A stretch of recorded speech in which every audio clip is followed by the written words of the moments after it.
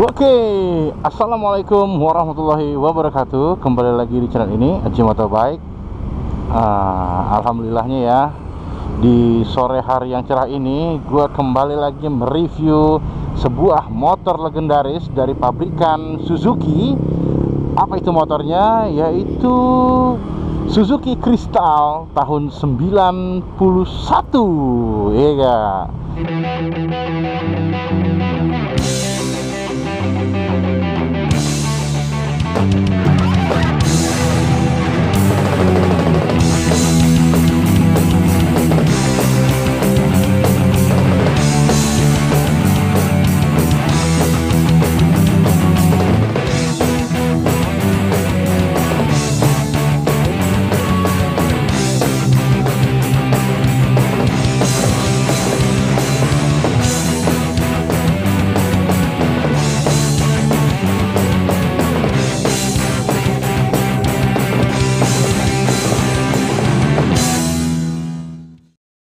Motor kepunyaannya Brother Isnaini Fajriansyah ini motor yang sangat benar-benar nyentrik banget di salah satu daerah di Jakarta Timur. Gua kalau main ke sana itu kayaknya dia doang yang punya motor ini, ya enggak? Nah, inilah Suzuki Crystal tahun 91 atau 93 yang Brother Isna ini pakai daily untuk sehari-hari bekerja mencari rezeki, ya enggak? Dan sekaligus dipakai juga untuk nongkrong. Nah, karena saat ini gue yang pegang, kebetulan banget gue mau sedikit mereview dan test ride bagaimana motor garapannya Brother Isna ini. Apa sih rasanya, akan gue rasakan seperti apa sih nilainya, ya gak? Pertama yang gue lihat dari sejarah, motor Brother Isna ini adalah motor yang diciptakan dulu oleh pabrikan Suzuki kebanyakan untuk balap, ya gak? Kurang lebih seperti itu.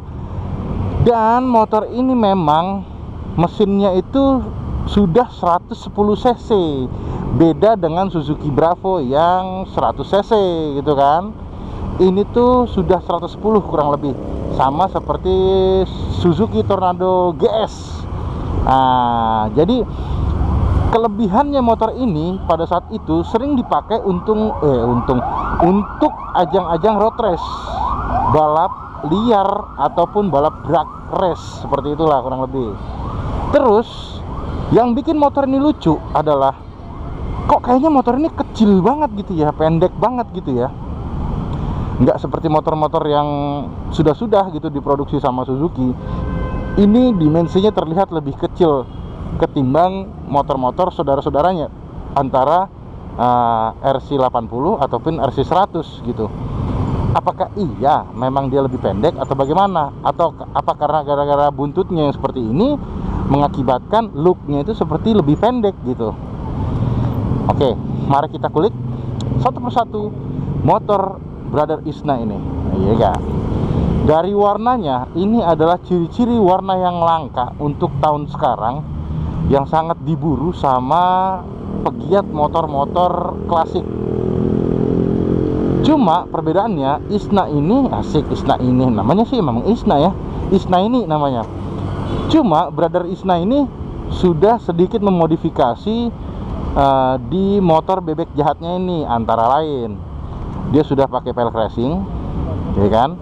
Dia sudah mengkombinasikan shock breaker RCB di bagian belakangnya. Dia sudah pakai knalpot racing tuh yang gue lihat.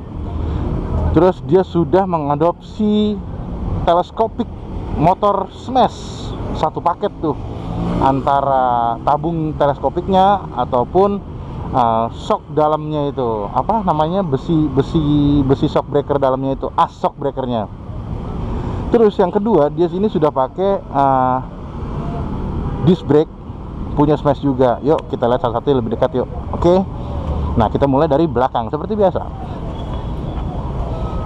Pertama, dia sudah memodifikasi bagian belakang menggunakan velg racing. Kalau nggak salah ini velg Venom ya, sering dipakai sama anak-anak Suzuki Satria yang belum double disc brake.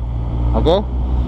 Dia pakai velg Venom. Basically-nya ini warna hitam, cuma dia repaint warna silver, mungkin agar terlihat lebih keluar aja gitu auranya, ya Kak.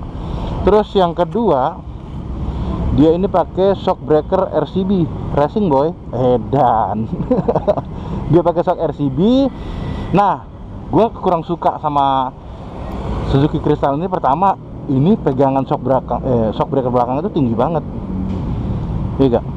Sehingga yang keluar tuh cuma segini, kecil banget. Yang seharusnya tuh kalau seandainya dibikin di sini bisa kelihatan lebih panjang, tapi ini gara-gara armnya seperti ini jadi kelihatan lebih menonjolnya sedikit. Terus yang ketiga, dia itu sudah pakai gear set dari Triple S, ya Kak. Dia sudah pakai set nih berikut tuh, warnanya emas kan, berikut rantai dan gearnya Triple S, ukuran 37428. Nah, untuk warna catnya kalau nggak salah sini dia repaint, ya kan. Warna catnya dia repaint. Strippingnya dia pakai stripping model original, nggak tahu ini ori atau enggak, ya enggak. Terus kita lari ke buntut belakang. Buntut belakang itu dia mikanya masih original, ada tulisan Suzuki-nya. Kalau untuk yang sebelah, kalau untuk yang lampu sen, sepertinya dia tidak original karena ini rentan banget coplot. Ya, Suzuki Crystal ini lampu sennya ini, mikanya ini gampang banget copot, ya kan. Jadi kayaknya ini udah nggak original. Bannya ini dia pakai ban biasa, bukan pakai ban soft compound, ukuran 9080 ring 17, ya kan. Oke, kita cabut lari ke atas dulu.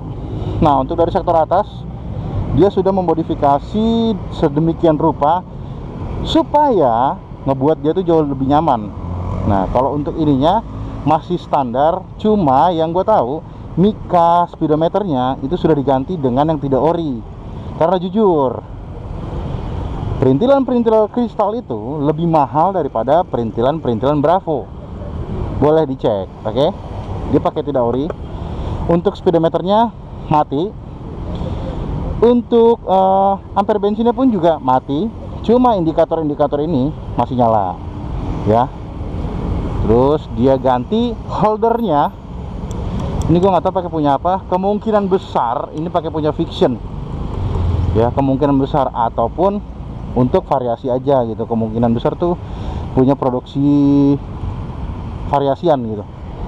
Nah, ditambahin sama dia keranjang jepit untuk botol minum, karena memang jarak tempuh kerja dia tuh jauh dari Jakarta Timur menuju Jakarta Utara, Tanjung Priok. Makanya kayaknya hausan orangnya, jadi enggak. Untuk spion itu dia pakai apa ya, yang 25 ribuan nih kayaknya nih.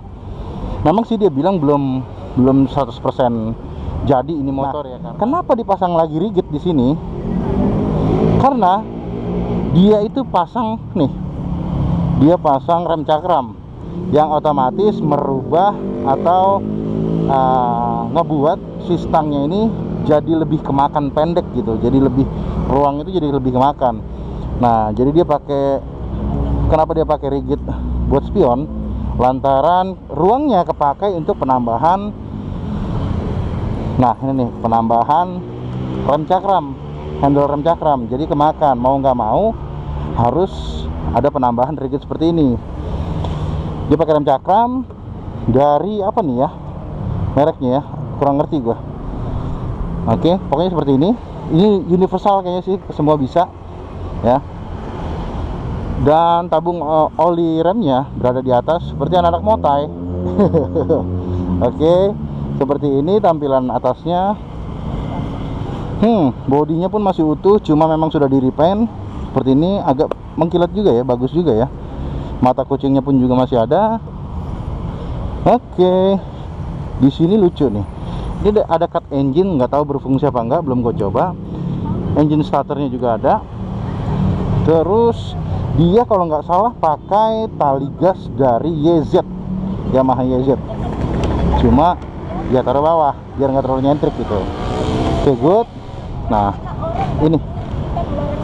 ini dia pakai teleskopik dari Suzuki Smash, remnya pun juga, disc brake-nya pun juga pakai dari Suzuki Smash, oke.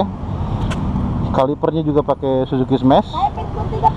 Nah, jadi seharusnya dia bisa pakai punya Honda Beat nih, jadi lebih pendek lah pokoknya dari ukuran Smash. Cuma untuk menghindari dari kekeliruan, kemungkinan dia pakai model teleskopik yang dari satu pabrikan gitu, dari Suzuki juga gitu kan, untuk menghindari seperti itu.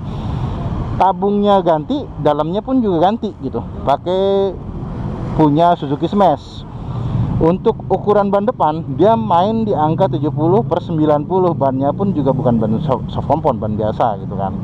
Nah, kalau lo pakai Suzuki Smash, secara otomatis dia akan lebih tinggi, menambah tinggi si jarak sumbu antara mesin ke aspal.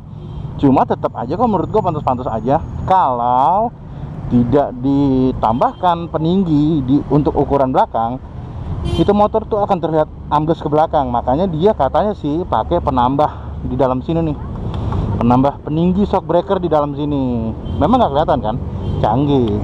Kalau untuk knalpotnya, inilah sayang, ribu kali sayang. Dia pakai knalpot racing yang sangat-sangat biasa. Padahal yang gua tahu untuk mesinnya masih grass banget. Lampunya dia sudah pakai lampu LED, kalau tidak salah Luminos, pabrikan Luminos ya. Mikanya Orion Suzuki. Oke, seperti ini. Nah, buat teman-teman yang mau mengadopsi konsep seperti ini, gua kasih dua pilihan.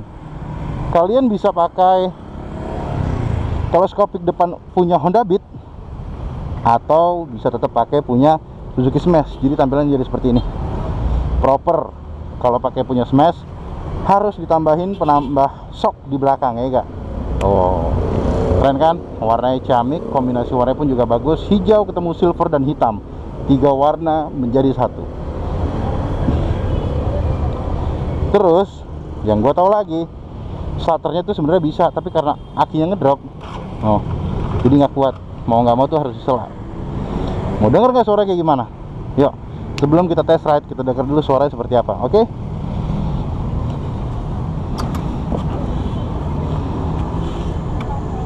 Bismillahirrahmanirrahim.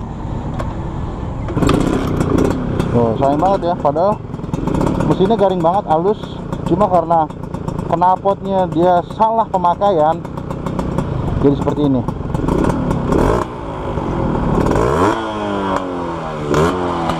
Sebenarnya halus banget juga. Jadi suara knalpotnya menurut gua kurang mendukung, John. Aduh, it's okay lah, nggak apa-apa. Oke. Nah, untuk estimasi biaya yang sudah dihabiskan untuk merestorasi bagian depan ini, berikut pelek dan ban, serta holder ataupun grip-gripnya segala macam, itu kalau nggak salah dia habis sekitar 2,5 juta. Belum knalpot segala macam. Ya mungkin ya, menurut gua untuk total restorasi dia menghabiskan uang kurang lebih sekitar 4 juta.